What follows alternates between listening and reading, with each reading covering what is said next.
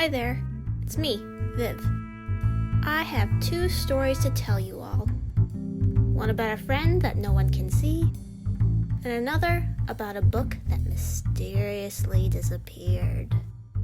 2 stories, 1 episode review. I hope you enjoy. Let's get started. Time freezes in the kitchen and Arthur explains what it's really like to have a little sister. But he mostly explains what it's like to have a DW. It's not great. And it's worse that she has an imaginary friend. I guess her imaginary flying pig wasn't much trouble.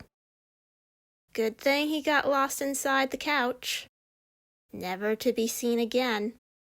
Anyway, Arthur doesn't like Nadine at all. He hates her so much that he rips up a drawing of her. Rude. Arthur gets a phone call from Buster telling him to watch TV. Arthur obeys him and watches TV. Arthur obeys him and watches TV. On Channel 4 is an ad for the Hurl-A-Whirl, a ride at Wonderworld. Arthur is intrigued. He begs his dad to go there. He got a yes. But there is one catch. Nadine is going too. But that's the last thing Arthur wants. Buster comes up with an idea to make sure that DW and Nadine never go on the Hurl-A-Whirl by pretending to prepare her for the ride, but in reality, showing her that she'll hate the ride. None of it works. The next day, Arthur gets an idea. A cruel one. But not too cruel.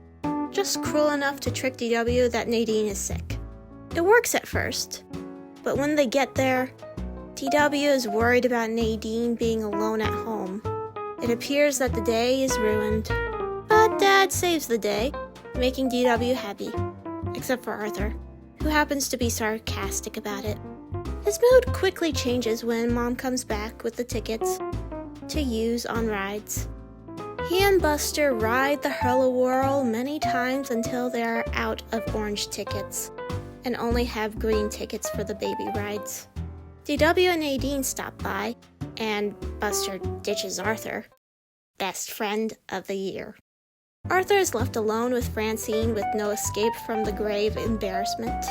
But instead of facing a horrible fate, DW tells Arthur that Nadine found some more orange tickets. And she wanted to give them to Arthur and says that she wants to be his friend. Arthur is surprised by this and is so grateful that he offers DW and Nadine to go on the Hurl-A-Whirl with him. But Nadine is too scared, which is understandable.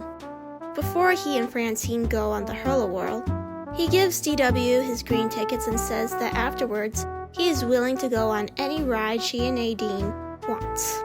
Later, Arthur ends up eating those words because DW and Nadine picked one of the last rides he would want to go on, bumper cars, and he has a terrible time. This episode is the first introduction to DW's imaginary friend, Nadine. As the audience, we only see her 4 times in this episode. But her presence is felt throughout the entire episode, from the bad to the good. I like this episode. It has a lot of charm to it. I wish that they showed in future episodes of Nadine wanting to be friends with Arthur. Other than the future that I would like to happen that doesn't happen, it's a good episode. On to the next one. The library is a wondrous place with countless stories and many other cool things to do. But just a week ago, Arthur thought he would be banned from the library. 3 weeks ago, Arthur checked out 7 library books, including one that everyone wants, The Mysterious Hand. But that doesn't stop him as he rides away with all 7 books safely balanced on his bike handle. A week goes by and Arthur takes excellent care of his books.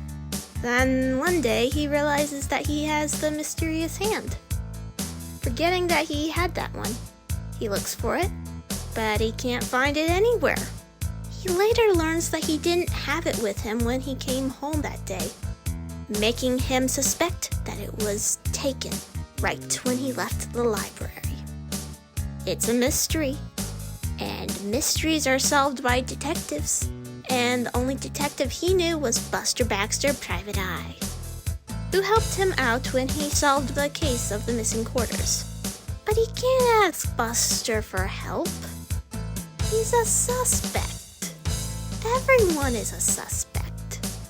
Except for Binky Barnes, who would never read a book. Arthur asks for his help, and together they try to figure out who took the mysterious handbook. But neither of them have any luck. No one seems to have it. Not even the giant mutant mole people have the book. As the day to return all 7 books comes closer, it gives Arthur a horrible nightmare. It's the next day, and Arthur is faced with the awful truth that he has to pay for the book that he couldn't find. Later, he returns only 6 books instead of 7. Just when he realized he was going to be $15 poorer, he learns that Binky just returned the book. He asks Binky who had it, and learns that Binky was the one who had it all along. Binky didn't know that the book that he found was the same mysterious handbook that Arthur lost, until he came to the conclusion that it must be the same one. Arthur tries to check it out again, but there is a long waiting list in the way. This episode scared me as a kid, with a mysterious hand narrating throughout the episode, which is revealed to be DW. Also, the nightmare was really scary, with the booming voice, the long arm, and the chain on his checked out library book. There isn't much mystery in this episode, since you know how Arthur really lost the book and who took it. It also shows Arthur being a flawed character who thinks he is good at taking care of his library books, but he isn't. It doesn't show if Arthur learns his lesson about taking care of his library books in the future, but we suspect that he does, since he isn't able to get a second chance. Consequences. Other than that, it's a fun episode that kind of has suspense, but not really, and that's okay. It's still fun. That's it for this episode review. I hope you enjoyed it. Bye!